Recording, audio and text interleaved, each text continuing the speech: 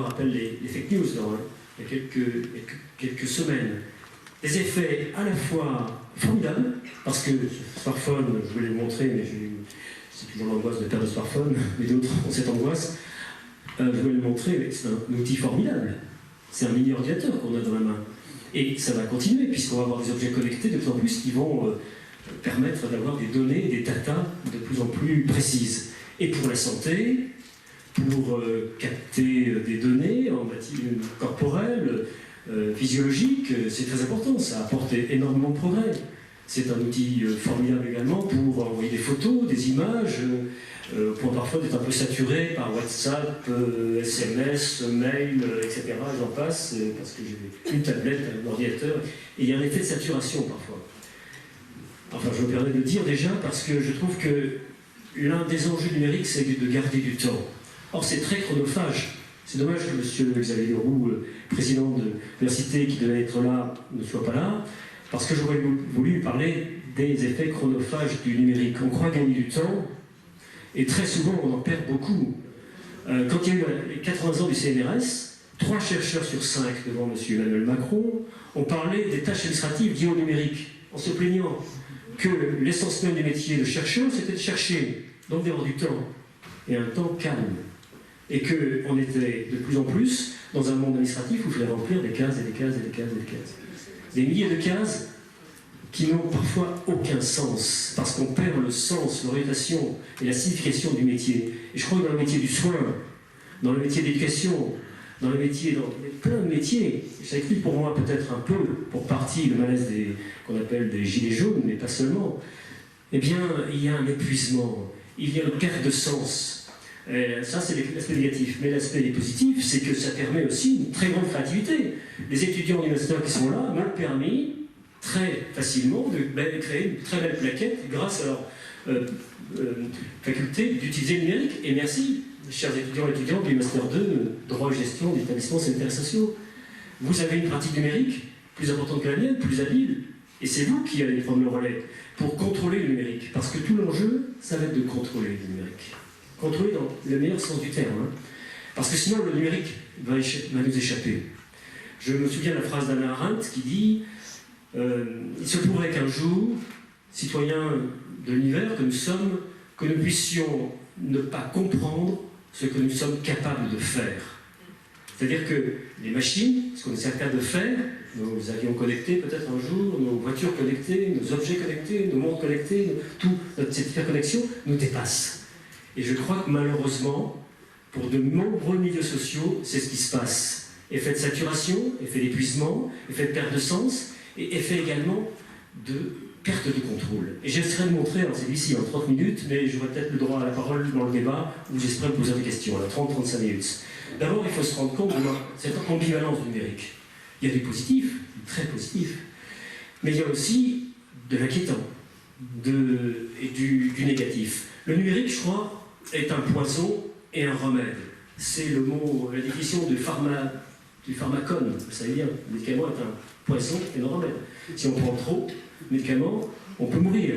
On peut avoir des maladies très graves, être hospitalisé. Vous savez bien que ça entraîne des hospitalisations. Et c'est pareil pour le numérique. Quand des parents sont dans l'hyperparentalité et cherchent à introduire une GPS dans le manteau de leurs enfants, ou, voilà, ça c'est ce qu'on raconte, ou en tout cas suivre tous les mails, tous les SMS de leurs enfants, alors qu'ils donnent le smartphone parfois dès l'âge de 9 ans, 10 ans, 12 ans, et que ces enfants adolescents parfois sont sur les écrans pendant 4, 5, 6, 7 heures même parfois, paraît-il, avec différence aux États-Unis où c'est 6-7 heures en moyenne, écran au pluriel, hein.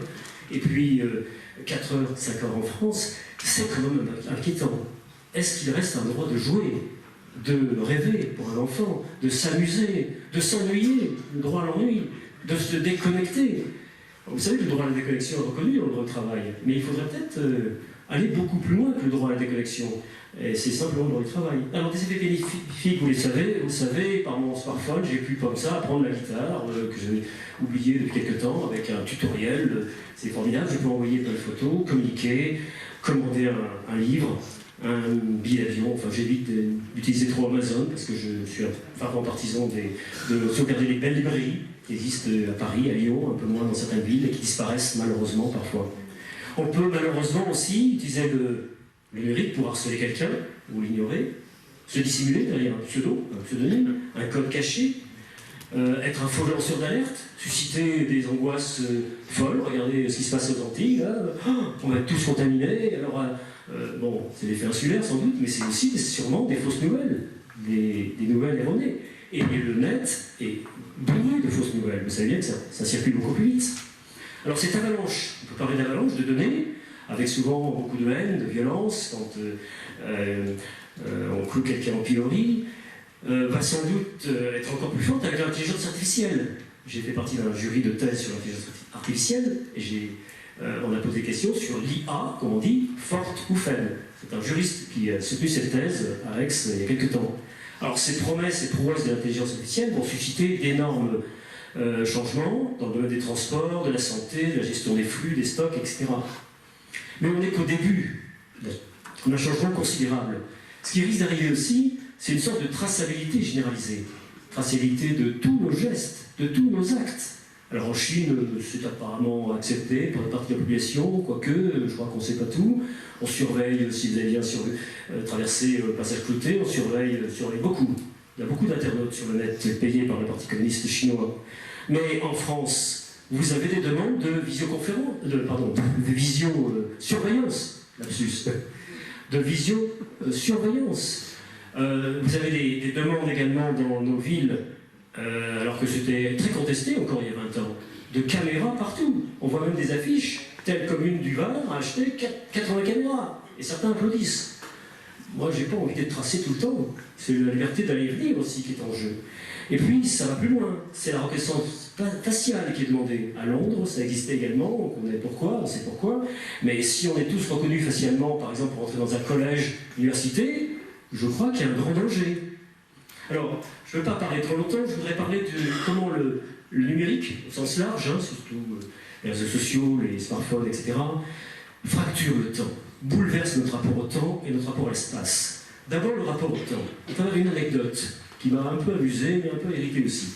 Il y a quelques années, je m'apprêtais à monter les marches, là, ici, dans cette université, et j'avais quelques minutes d'avance. Et j'entends une petite musique de jour, j'entends encore de temps en temps. Ting. Vous savez, cette petite musique, c'est pas une musique de nuit, parfois ça arrive, mais c'est une musique de jour, j'entends de temps en temps. Parfois, j'oublie d'enlever sur mon smartphone. Bon, j'ouvre le SMS. Nous attendons salle 242. Au début, je ne l'ai pas très bien pris. Bon, après tout, ça portait une bonne attention, je me suis dit, mais j'ai quand même rappelé qu'il y avait des codes sociaux, quoi. J'étais pas en retard, cette injonction m'a agacé. Je crois que c'est pas le rôle d'une étudiante, comme en était mon numéro d'ailleurs. Ah voilà. D'accord. Ah non, je ne peux pas répondre. Alors, l'autre anecdote plus sérieuse que j'ai entendue il y a quelques... Oui, on a appris le numérique il y a 15 ans, 20 ans, c'était beaucoup plus fréquent. Maintenant, c'est moins. Ça l'est moins.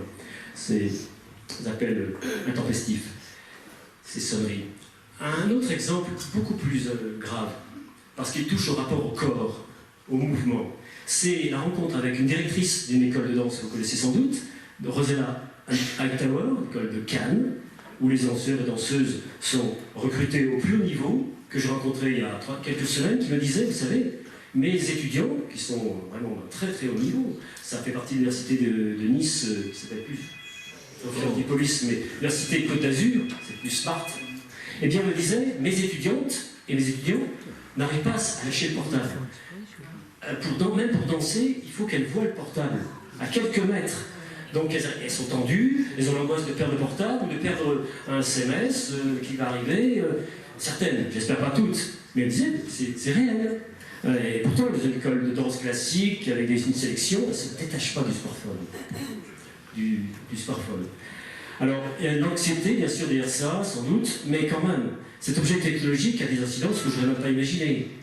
Alors, on parle aussi d'hyperparentalité de plus en plus, avec des parents qui souhaiteraient équiper leur enfant d'une balise GPS, avec une omniprésence des parents qui surveillent de plus en plus les enfants. Il y a des numéros spéciaux de revues très sérieuses, l'école des parents par exemple, qui parlent de l'hyperconnexion et de l'hyperparentalité, le risque d'en faire trop.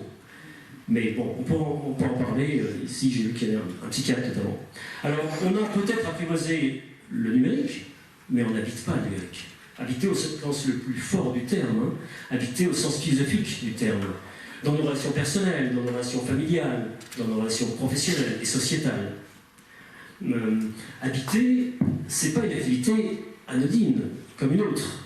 Alors bien sûr, ces propos sont assez réducteurs, mériteraient des nuances. L'usage du numérique en milieu populaire, pour un universitaire, pour un médecin, pour un comptable, n'est pas le même. C'est vrai. Je connais des personnes qui aiment bien remplir des dossiers Excel, des tableaux Excel. Moi, j'aime pas. Parce que j'ai l'impression que parfois, je ne sais pas quoi mettre dans la case. Quand j'évalue un collègue, on a des cases, et j'ai envie de ne pas faire 3 lignes seulement, ou de ne pas répondre à telle case. Mais c'est obligé parce que ça bloque.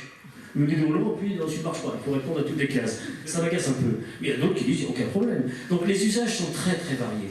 Ça dépend beaucoup des milieux sociaux, ça dépend beaucoup des professions, ça dépend beaucoup des pays. Pourtant, tout le monde est percuté par le numérique, en Inde, en Chine, en France, aux États-Unis, partout.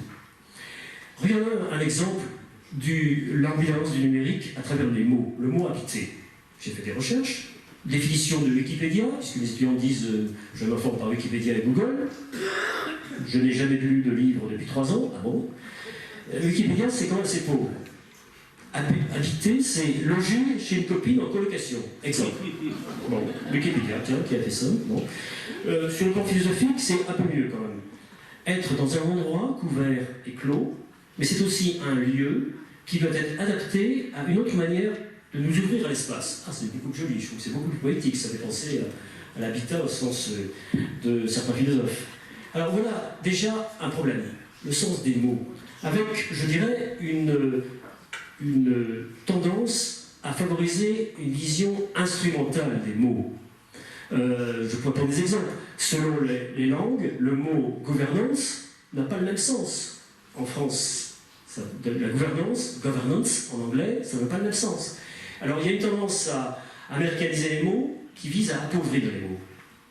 Je pourrais prendre plein d'exemples. Regardez comment on parle d'un globish, la smartphone, smart cities, tout le monde va devenir une smart cities, Marseille aussi, où il y a du boulot.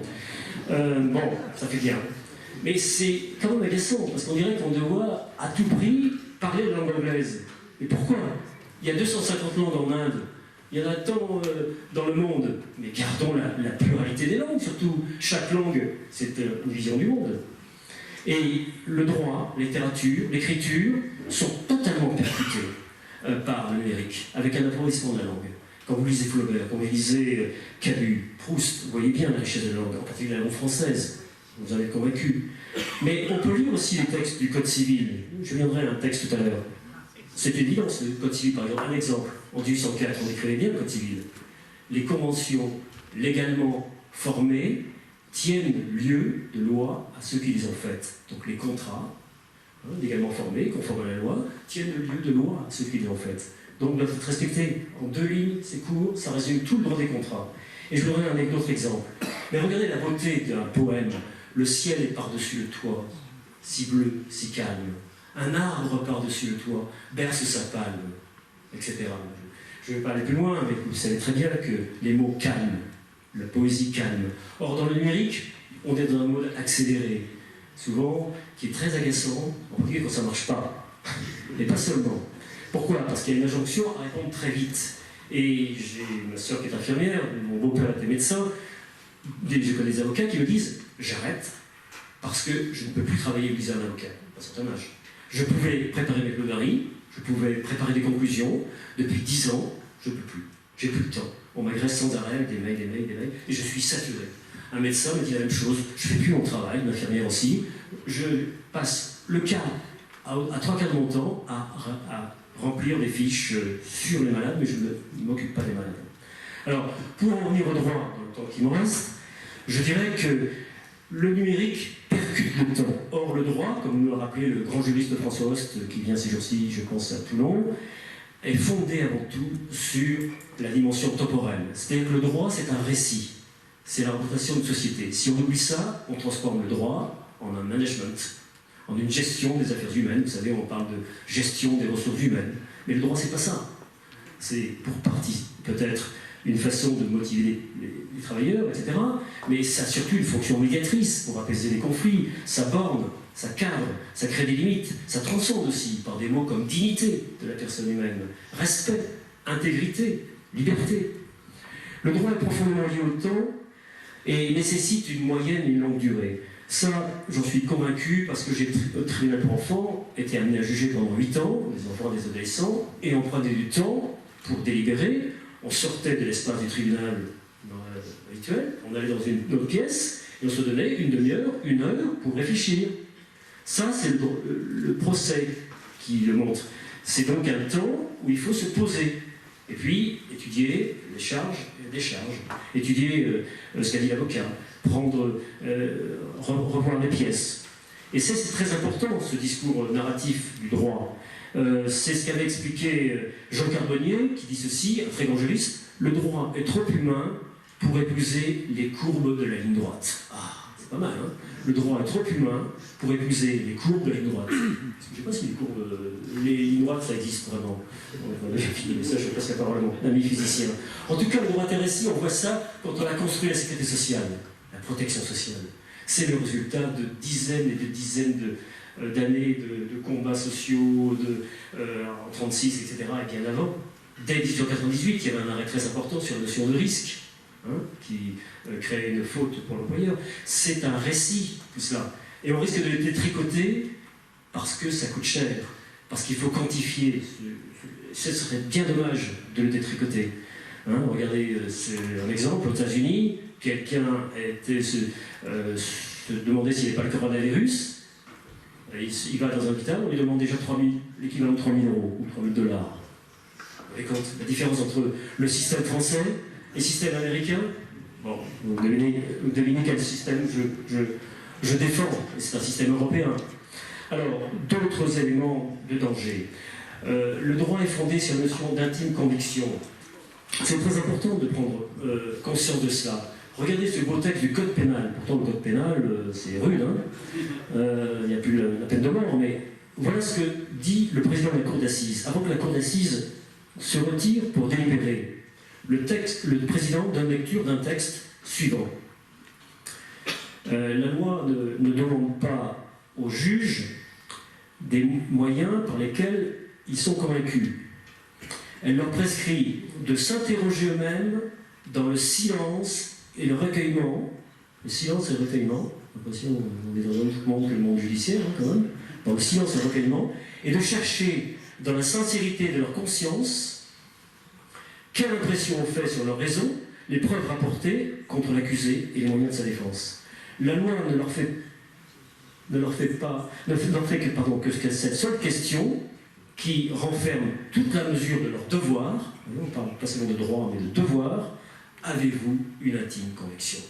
À partir de la conscience, du temps, du délibéré et de la santé personnelle. Quel beau texte! Donc évidemment, le doute lié à la conscience du juge est inhérent à l'acte de juger. Donc quand je vois des personnes qui créent des sociétés comme Predictis pour engranger des milliards de données sur tel ou tel justiciable, je prends peur. Bien sûr que la justice digitale peut être une aide à la décision pour calculer la pension alimentaire, la prestation compensatoire, le dommage intérêt, oui, mais surtout pas au pénal. On va quand même pas demander au juge de cliquer, voilà, il y a peut-être l'article qui a fait ceci, il a été déjà condamné 6 fois, clique, non, donne-moi de prison avec sursis, ou 6 mois. Non. La justice digitale au pénal, il faut la rejeter, et même au civil, même au droit social. Le juge, il interprète, il en fait en tout cas à sa conscience. Donc il faut prendre garde de 3 dangers du numérique. Alors, la charge est un peu lourde, mais on pourra nuancer avec le débat.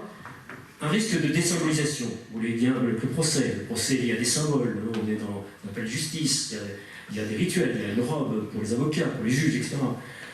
Un effet de déritualisation. Le procès est un rituel aussi. Et puis surtout un effet de désinstitutionnalisation. Qu'est-ce que ça veut dire? Ça veut dire que la magie du droit est de créer des institutions. De stare en latin, ça veut dire mettre debout. Ce sont des institutions, quelles qu'elles soient, l'État, l'université, etc., qui mettent debout les hommes et les femmes dans une société. Qui les mettent debout. Ça veut dire qu'il faut aussi que les institutions soient suffisamment solides et justes. Parce que j'ai des États qui peuvent s'effondrer, qui peuvent tomber en faillite. On le voit en Afrique, il y a des États totalement en faillite. Pendant 200 jours, en Belgique, il n'y avait plus de gouvernement. Ou alors, il y a des États totalement injustes. Je pense que la Chine est un État totalement totalitaire, où on surveille des personnes. Alors, il faut prendre conscience de cette crise d'institution, parce que le numérique peut percuter complètement la notion de travail, dans le de la santé, de l'éducation, de l'action sociale, etc., en raison notamment de la pression temporelle que crée le numérique. Il faut répondre tout de suite, souvent. Alors, bien sûr, il y a des urgences, surtout en matière de santé, mais souvent, il faut arrêter de considérer que tout peut se calculer. Le sourire d'un médecin, la caresse d'une infirmière par rapport à une maladie grave, ça ne se compte pas, ça ne se calcule pas, c'est incommensurable. Or, nos ingénieurs en informatique croient qu'on peut tout mesurer, mais c'est faux.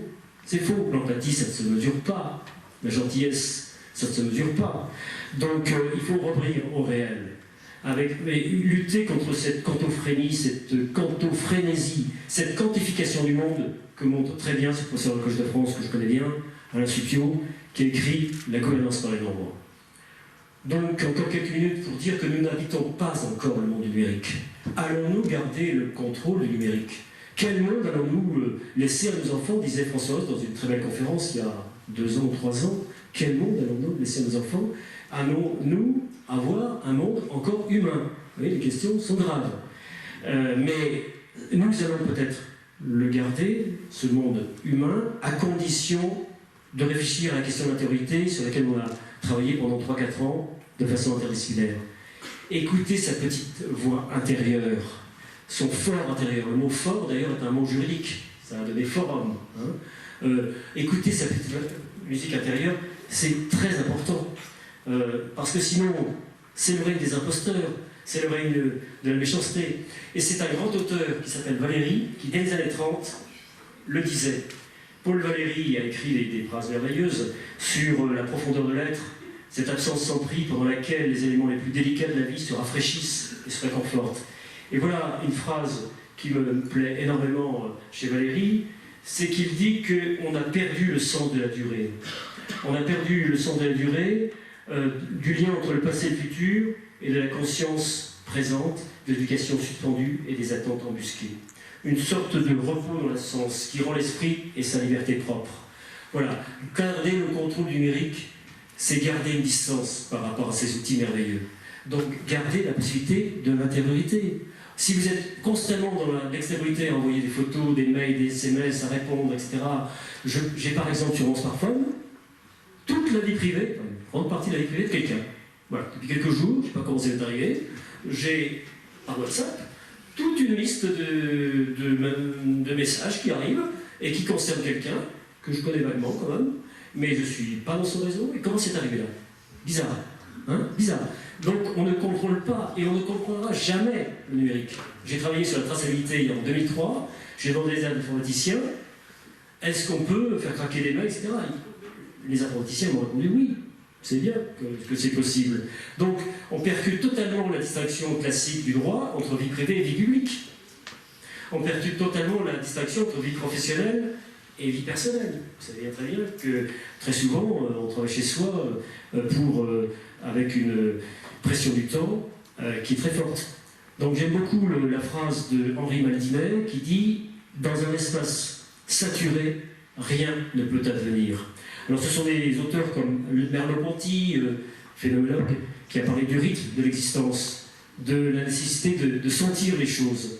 Personnellement, dans un jardin, je l'ai raconté déjà au moins 3-4 fois, à Kyoto, à l'écart du monde, un jardin où il y a très peu de personnes, un merveilleux jardin où il y a des temples, on était avec des Japonais, des Canadiens, des Suisses. Finalement, j'ai bien fait de proposer une randonnée. J'ai senti un moment de plénitude. Pourquoi ? Parce que d'abord, je sentais que le colloque, il y avait une vraie dynamique. Au bout de 3 jours, le colloque a duré 4 jours. Et surtout, j'ai écouté le bruit de l'eau. Je crois qu'il y a un mot japonais d'ailleurs, où on crée des bruits différents selon la hauteur des bambous. 1 mètre, 2 mètres, 3 mètres. Et puis, à l'écart du groupe, j'ai quitté le groupe, j'ai senti une relation à la nature que je n'avais pas ressentie auparavant en France. J'ai mieux compris l'ikebana, l'art des compositions de fleurs. J'ai mieux compris pourquoi les jardins dans certains pays comme le Japon, c'est important. C'est-à-dire que j'ai eu une expérience de l'intériorité. Hein, je suis sorti, je suis mis à l'écart. Donc, pour penser numérique, il va falloir penser de façon interdisciplinaire, mais penser aussi à côté. C'est-à-dire de temps en temps se donner des espaces de temps, mais des vrais espaces de temps. Par exemple, pendant 10 jours, proposition, à mon avis, infaisable pour l'instant, aucun message. Aucun message numérique. Pendant les vacances, par exemple. On est parfois suroccupé. Bon, c'est une illusion, bien sûr. Mais peut-être qu'on pourrait réfléchir, en tout cas, à cette notion de temps. Je vous invite à y réfléchir. Et puis, je passe la parole, mais j'aurai peut-être quelques nuances à faire tout à l'heure.